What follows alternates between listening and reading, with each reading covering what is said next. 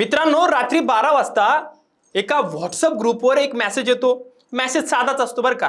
उद्या सकाळी क्लासेसमध्ये तातडीची मीटिंग आहे, सर्व पालकांनी उपस्थित राहावं. ठीक आहे.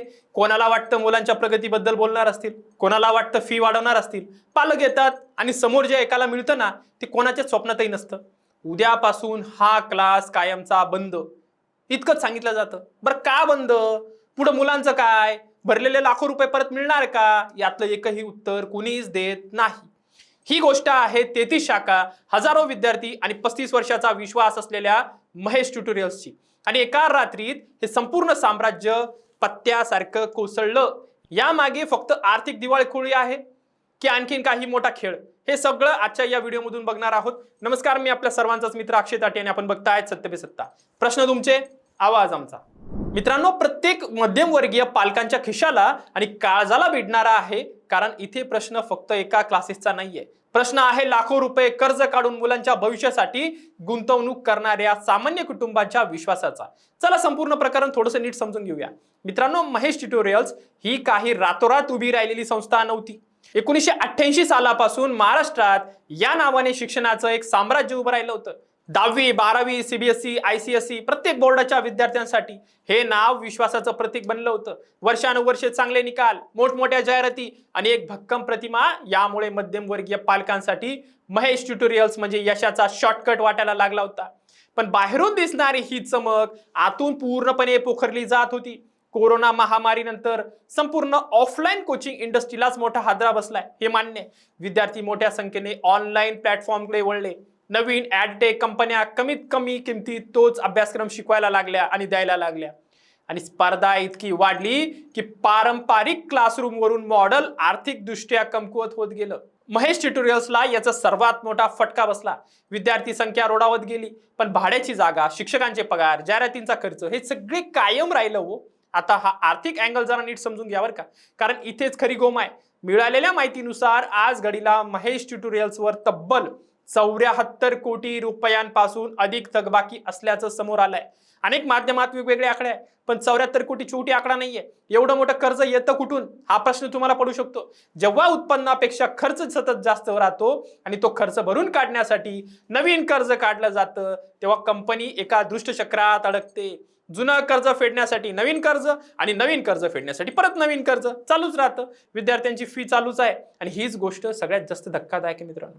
डिसेंबर 2022 मध्ये कंपनी विरोधात नॅशनल कंपनी लॉ ट्रायब्युनल्स कडे म्हणजेच NCLT कडे दिवाळखोरीची प्रक्रिया सुरू झाली होती. आता सरळ अर्थ असा की कंपनी आर्थिकदृष्ट्या गंभीर संकटात असल्याचं त्यावेळी अधिकृतपणे नोंदवलं होतं. पण तरीही पुढची 1.5 ते 2 वर्ष प्रवेश प्रक्रिया अगदी नेहमीसारखीच सुरू राहिली. नवीन विद्यार्थी दाखल होत राहिले, त्यांच्याकडून 80-90 हजार रुपयांपर्यंत फी घेतली जात राहिली. असा आरोप होतोय पालकांकडनं की संस्थेला स्वतःच्या आर्थिक संकटाची पूर्ण कल्पना होती, तर तिने आम्हाला माहिती का दिली नाही, पालकांपासून जाणीवपूर्वक का लपवली.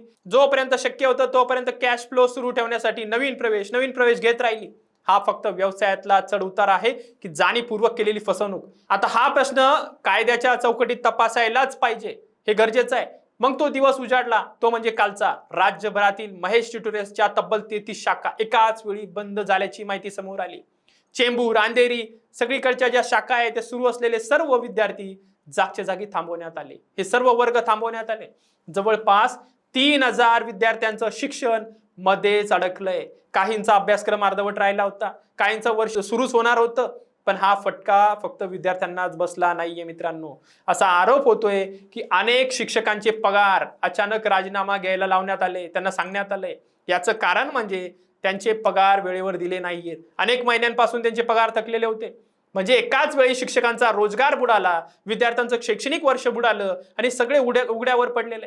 शैक्षणिक वर्ष नुकतंच सुरू असलेले असताना हे संकट उभं राहिल्यामुळे पालकांची अवस्था अजून बिकट झाली आहे. काहींनी पैसे काल भरले, काहींनी परवा भरले. यावर काहीशी दिलासादायक बाब म्हणजे अरिहंत अकॅडमी सारख्या इतर कोचिंग संस्थांनी पुढाकार घेत महेश ट्युटोरियल्स मधील विद्यार्थ्यांना स्वतःच्या शाखांमध्ये सामावून घेण्याची तयारी दाखवली आहे. हे चांगली गोष्ट आहे. त्यांचं काही मार्केटिंग नाहीये, परंतु त्यांनी पुढाकार घेतला. यामुळे शिक्षण अर्ध्यावर थांबवण्याचा जो धोका आहे तो कमी प्रमाणात टळला. पण मूळ प्रश्न भरलेल्या लाखो रुपयांच्या फीचं काय, तो अजूनही तिथल्या तिथेच आहे. सोशल मीडियावर आणि पालकांमध्ये आता संताप उफळून आलाय.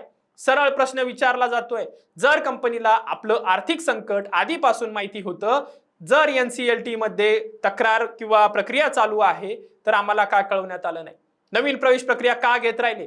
फी का गोळा करत राहिले? आणि सर्वात महत्वाचं, बंद होण्याआधी पालकांना अगोदर का सांगितलं गेलं नाही? मित्रांनो, ही घटना फक्त एका क्लासेस पुरती मर्यादित नाहीये. महाराष्ट्रात आणि देशभरात आज हजारो कोचिंग क्लासेस आहेत, खाजगी पद्धतीने काम करत आहेत. पालक दरवर्षी लाखो रुपये या संस्थांवर विश्वास ठेवून खर्च करतायत, पण या संस्थांच्या आर्थिक व्यवहारांवर, त्यांच्या फी कलेक्शनवर, त्यांच्या शिकवणीवर, त्यांच्या संस्थेवर त्या दिवाळखोरी आहेत का? या स्थितीवर नेमकं नियंत्रण कोणाचं आहे? जर उद्या अशीच एखादी संस्था, एखादी मोठा कोचिंग क्लासेस कोसळलं तर विद्यार्थ्यांच्या शिक्षणाचं, पालकांच्या पैशाचं संरक्षण करणारी ठोस कायदेशीर यंत्रणा आपल्याकडे आहे का?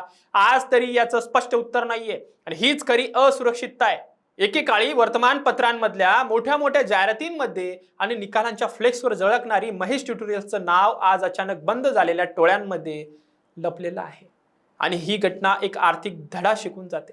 कितीही मोठा ब्रँड असला तरी आर्थिक व्यवस्थापन जर कोलमडलं ना, तर बदलत्या बाजारपेठेशी जर जुळून घेण्यात तुम्हाला अपयश नेमकं आलंच असं समजून घ्या. आणि पारदर्शकता का हरवली आहे? ही कुठलं व्यावसायिक साम्राज्य कोसळायला वेळ लागत नाही जर तुमची पारदर्शकता हरवली तर. आता सगळ्यात पालकांचा नजरा सरकारकडे आहे, न्याय व्यवस्थेकडे आहे आणि कंपनीच्या व्यवस्थापनाकडे लागलेल्या आहेत. विद्यार्थ्यांना न्याय मिळणार का? पालकांच्या कष्टाचे पैसे परत मिळणार का? या संपूर्ण प्रकरणाची सखोल चौकशी होणार का? आणि सर्वात महत्त्वाचं, उद्या दुसऱ्या कुठल्या क्लासेसच्या बाबतीत असं होऊ नये यासाठी सरकार ठोस पावलं उचलणार का? या सर्व प्रश्नांची उत्तर येणारा काळच देईल. पण महेश ट्युटोरियल्सची ही पडझड महाराष्ट्राच्या शैक्षणिक आर्थिक इतिहासात दीर्घकाळ नेहमीच लक्षात राहील. आणि तुमच्या बाबतीत जर असं काही होतंय का, तुमच्या आजूबाजूला असे अनेक कोचिंग क्लासेस आहेत, त्यांच्याबद्दल जर तुम्हाला काही वाटत असेल, त्यांच्या बिझनेस मॉडेल बद्दल किंवा शिक्षणाबद्दल तुमच्या काही तक्रारी असतील तर कमेंटमध्ये नक्की कळवा. आणि व्हिडिओ आवडला असेल तर जास्तीत जास्त शेअर करायला विसरू नका. धन्यवाद. लग्न ठरलंय ना तुझं? आणि हे काय? अगं, मला PCODचा त्रास आहे. कधीतरी हे सासरी कळेलच ना. मग त्याच्यामुळे मुलं होण्यात अडचण येते ना. हे एकतर PCOD इतका गंभीर आजार नाहीच आहे आणि त्यावर सोपा उपाय आहे. आपल्या ईशाला लग्नाआधी असाच त्रास होता.